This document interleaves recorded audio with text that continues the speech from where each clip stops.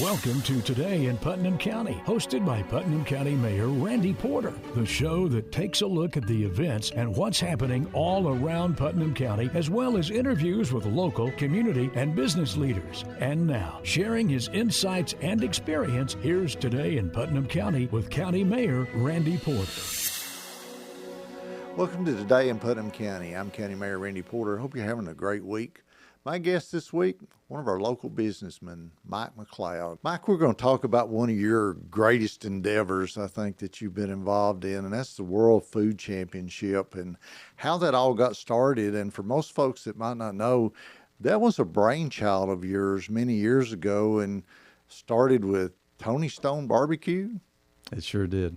So you had a vision back several years ago of starting something like this World Food Championships, and it's turned into something huge. It really has. And talk about, you're a local Monterey boy, I think, and the vision that you had and kind of how it came. And for those that may not know the World Food Championships, exactly what's that about, and it happens each year, and how that happens and all that kind of stuff.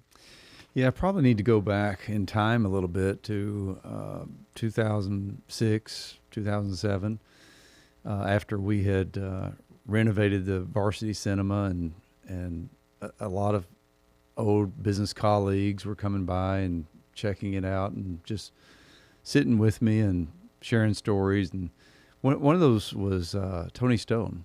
Tony Stone walked in, and former mayor of Cookeville and successful businessman in many endeavors.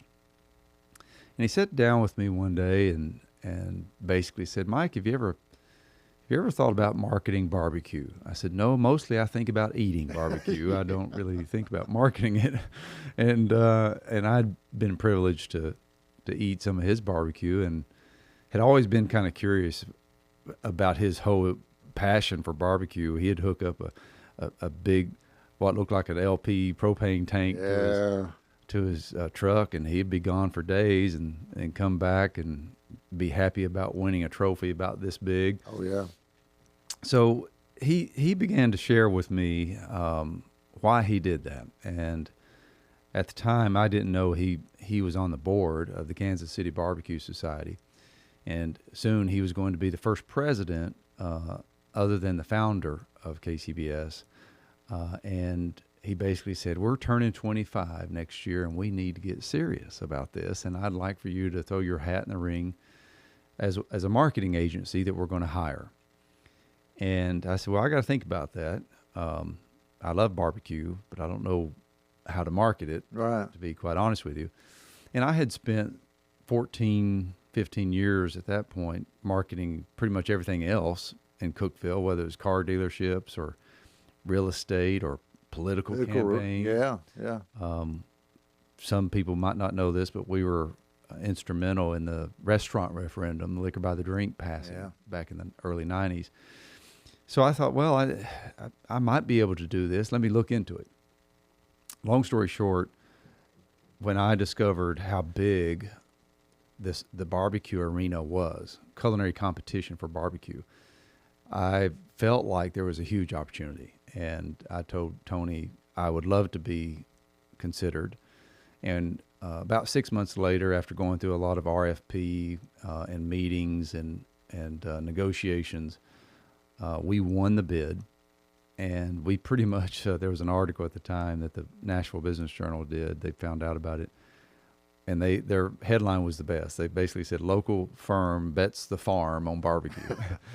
I won't get into all the details on what that bet looked like, because it was a pretty significant proposal that I'd put together for them.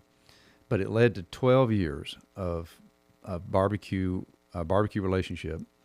And during that time, I learned more about competition food, learned that there were burger battles, sandwich slams, dessert offs, chef throwdowns, etc., popping up everywhere. And Food Network happened to be popping up at the time. That was big, wasn't and it? really taking off. So we're sitting in one of our brainstorming sessions one day, and someone on my team, I don't know if it was me or someone else, but we basically were lamenting and saying, why is there not a Super Bowl for food. Yeah. Because you got all these divisions and all of these verticals and all these passionate athletes in some respect. And it was a eureka moment. And we thought there should be. And then we started thinking that, well, we should do it. And it should look like this. And it should have X, Y, and Z. And we called it the World Food Championships project. And in 2012, 6 years after Tony had walked into my office that day, we gave birth to it in Las Vegas. We just decided, okay, if we're going to do this, we're going to go to the loudest, craziest city on the planet, see if we can do it there. If we can do it there, we can do it anywhere. And we partnered with Caesars. We had Adam Richman at the time, who was Man vs. Food fame, as our celebrity, and a bunch of other celebrities got involved later. But we gave birth to this playing field, this March Madness of food, and we've been hanging on to the tail of the tiger ever since. It's just been growing leaps and bounds, and we'll probably talk about it more, but I basically started divesting in all of my other endeavors so that I could focus completely on building this into a lifelong epic entity that lives beyond me, hopefully. Yeah.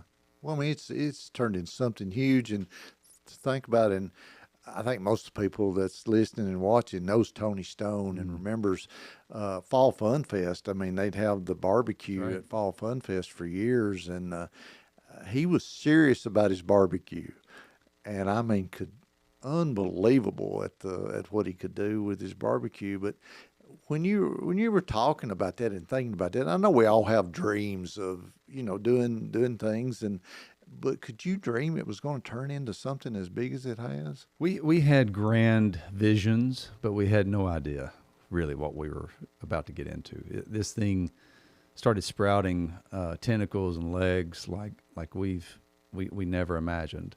There's literally opportunity for a talent division, a TV aspect, consumer product goods, and licensing, international territorial rights, recipes, you name it. There's massive opportunity that's come out of it, and so much so that I had to bring on more partners and more investment along the way, and try to give it more capital and more energy and fuel to take it to the next level. So every day we work it. It's a 365-day event. It's not when you finish one, you're starting on another. Exactly. We did a qualifier that leads into it just a couple of weeks ago. I'm going to another qualifier next weekend. We essentially created a league, if you will, where other events can tie into our super event and qualify you for contestants. You have to win somewhere to get into the World Food Championships, and the secret is an aggregation of the entire industry with a end of year Super Bowl where if you think you make the world's best hamburger, you've got a place where you can prove it. Yeah. Hey, that's that's amazing. So it's coming up this year, October 16th and the 19th. That's correct. And you're in Indianapolis this year, right? How do you? We got about a minute for the break, but I was looking. I mean, you're giving away what, $300,000 in $450,000. $450,000 in prize money. Yeah, I mean, it's a lot of money. Think of these folks out here that are cooking barbecue or cooking hamburgers or desserts or whatever, to get the chance to go to this and kind of get world fame from this thing, but at the same time win some big bucks. I mean, that's pretty amazing. It's a launching pad. It's a discovery mechanism. A lot of people call it kind of like an American Idol of food, but we do incentivize everyone jumping into it with a big cash prize purse. Barbecue teams, for example, I know teams that can, if they compete regularly enough, 20, 30 weekends, and they're good enough, they can make $250,000 just pursuing barbecue. Isn't that amazing? Yeah. We're going to talk more about that. We got to take a break. You're listening to Today in Putnam County. I'm your host, County Mayor Randy Porter. Stay with us. We'll be right back. And now back to Today in Putnam County, hosted by Putnam County Mayor Randy Porter. Welcome back to Today in Putnam County. I'm your host, County Mayor Randy Porter.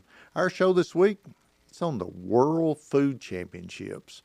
And our local citizen here in Cookeville, Mike McCloud, he was the creator of that. And we're talking to him today about the accomplishments that he's been able to do with this and how it's went nationwide and all the events that go into making the World Food Championship. And Mike, we talked about how it kind of started with Tony Stone and barbecue, but this thing has turned into a lot more. I mean, you got everything from seafood to burgers and noodles and sandwiches.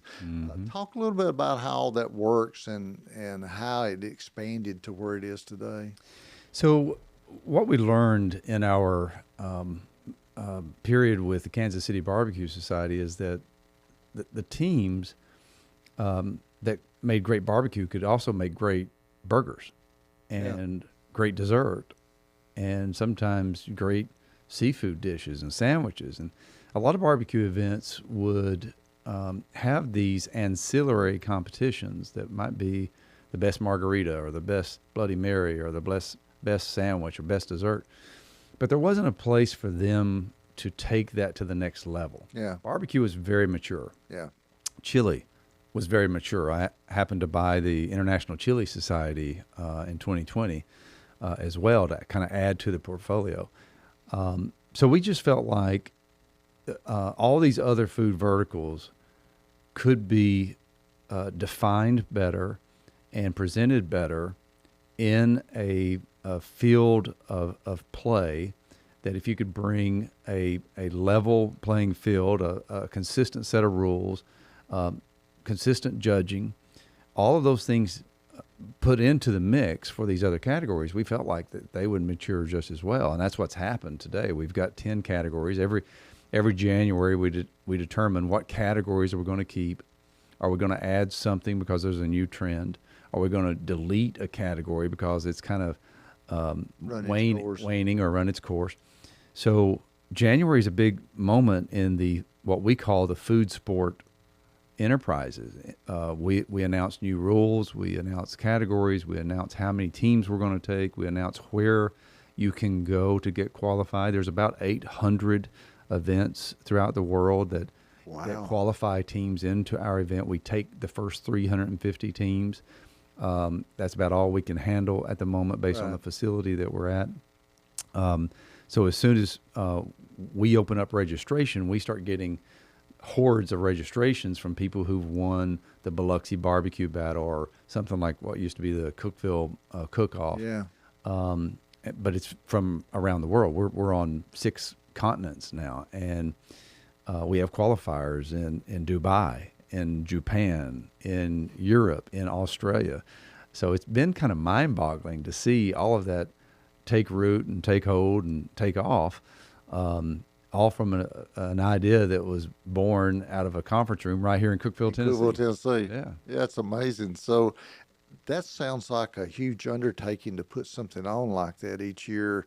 So you got all these teams or chefs or folks that are coming in and they're preparing the food there on site for these judges to judge? They do. They bring all of their ingredients except for one. And usually that is a sponsored ingredient. Like if we're doing chicken sandwiches in the sandwich, we'll work with a Tyson to make sure we have a Tyson chicken, same product. Yeah. And then they get recipe rights and they get elevated through social media and through all the marketing we do behind them. So, but a team has to bring everything else they want, right? If they want it to be hot chicken, if they want it to be sweet chicken, if they want it to be salty chicken, and they want it to be between loaf bread or special bread or whatever, they have to bring all those ingredients with them. We also have a great relationship with Sam's Club. I helped Sam's Club during my KCBS days give birth to the very first barbecue tournament in the world. We did 30 locations in a national championship, ran that for 7 years.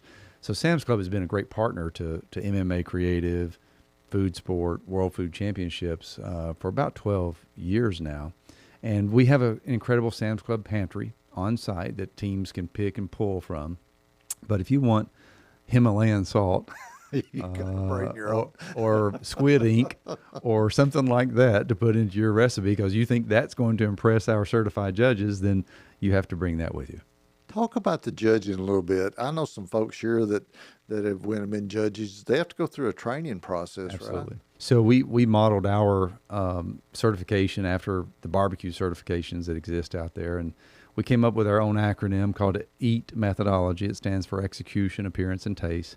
We believe that every dish, anywhere can be judged on those three criteria. We gave weighting to those items, so appearance is worth 15%. We eat with our eyes first, right? Execution of a dish, meaning that you didn't burn the bacon or leave it rubbery, or things like that. Have a soggy bun or a hard bun or chip a tooth on something because it's so hard.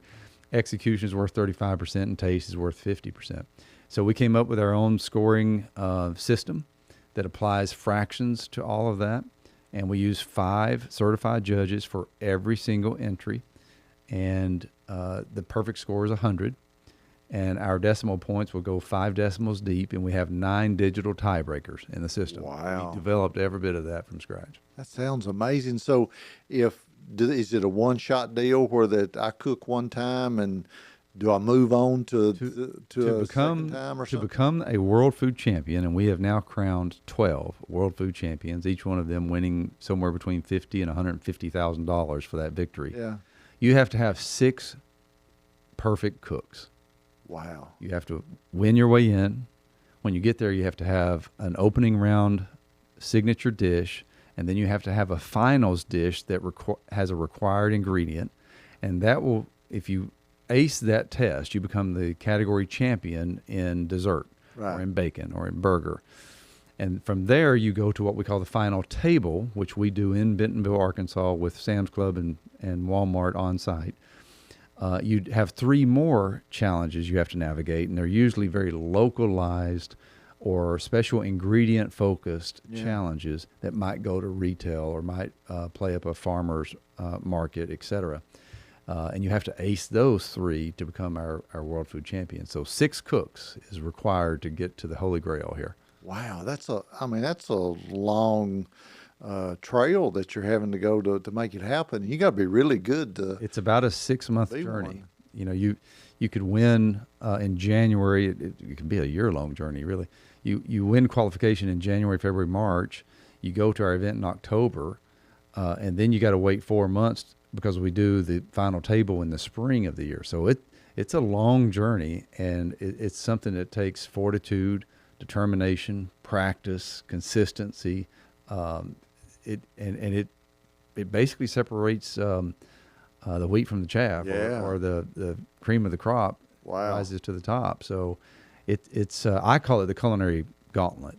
There's no other event or even a TV show that has this many steps in the process and has that much money at the end of the road and tests you in so many different dimensions. But we do it on a level playing field, same rules, same processes, same kitchen. We build the world's largest indoor kitchen arena, 40 complete kitchenettes, same stuff. You're furnishing all that. We do that. We do it with sponsors and partners. Right. But that's what you have to play with.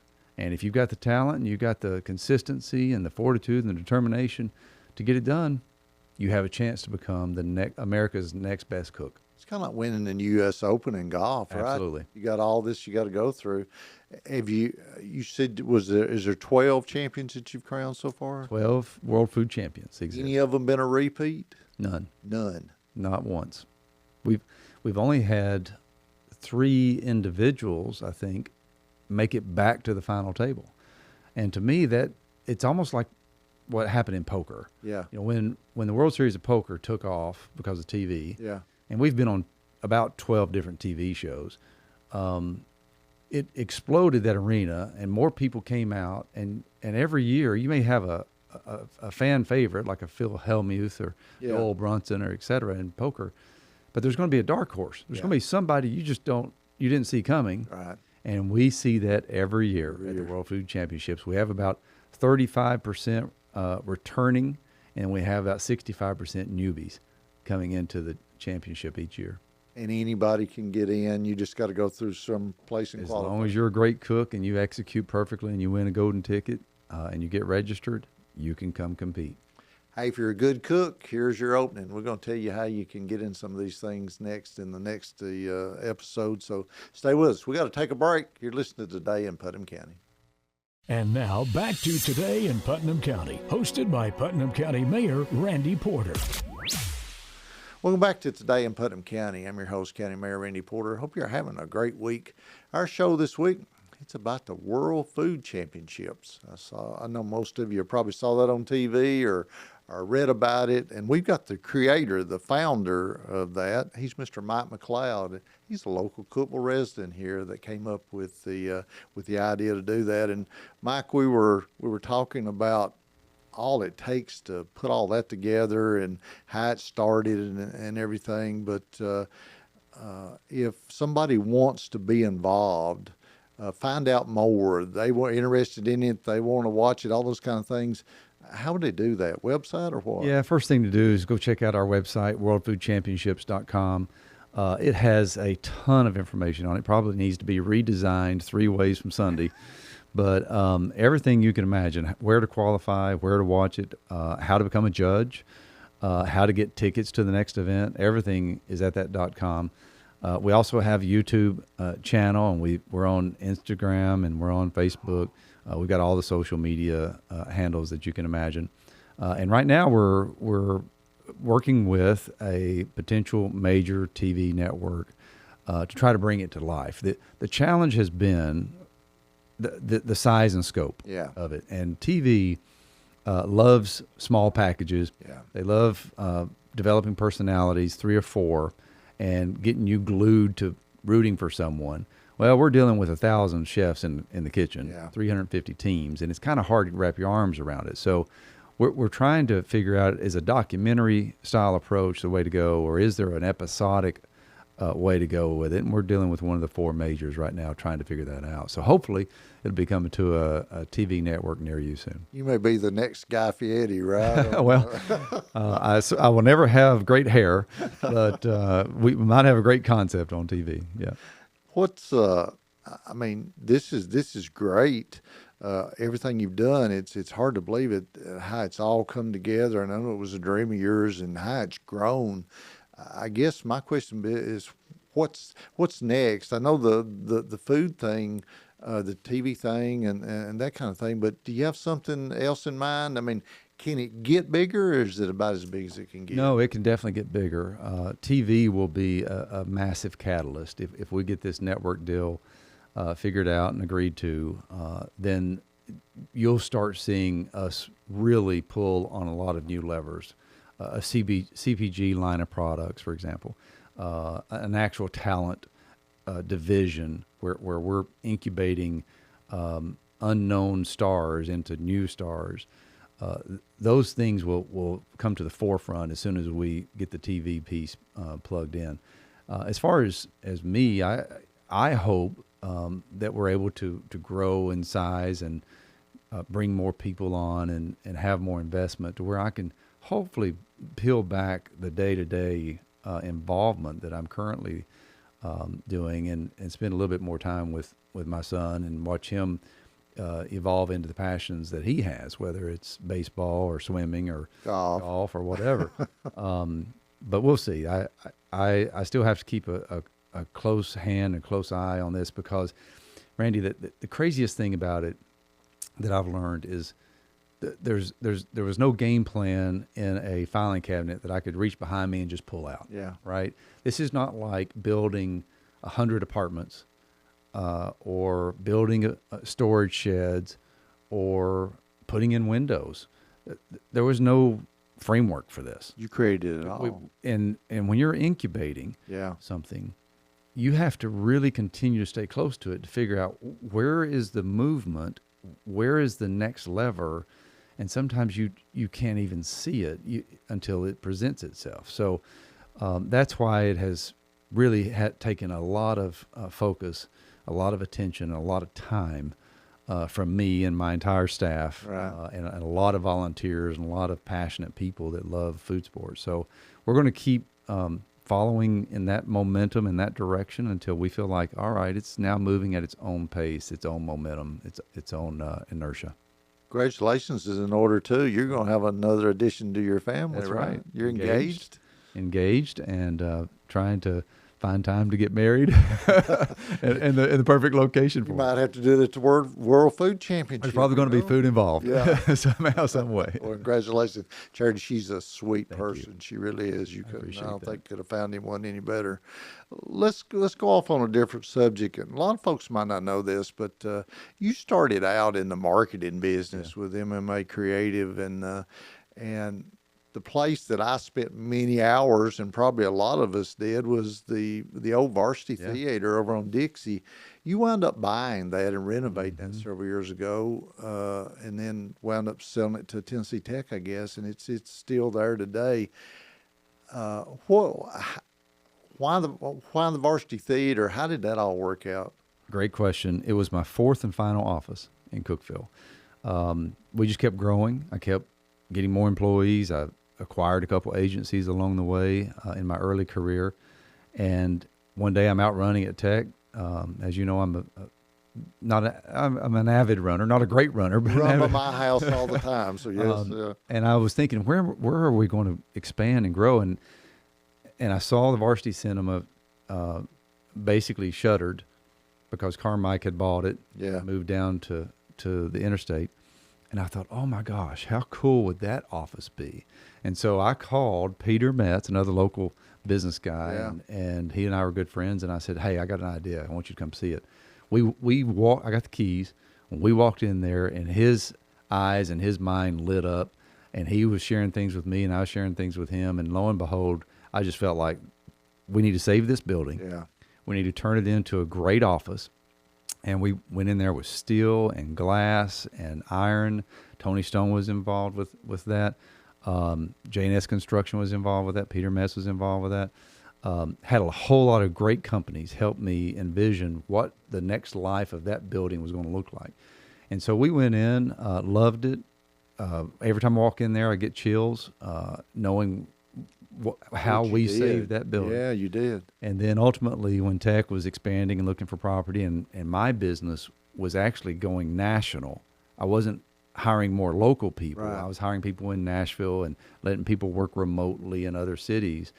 I realized this might be a good thing to do. Turn it over to Tennessee Tech, make them a good deal, and let them carry on the tradition of the Varsity Cinema. And that's what happened. We came to a good agreement, and it was beneficial for both parties. And I stepped away from it, and I'm kind of sad about it and regret it a little bit. But it's in great hands, and I know Tech will take care of it forever. That had to be a massive undertaking, though.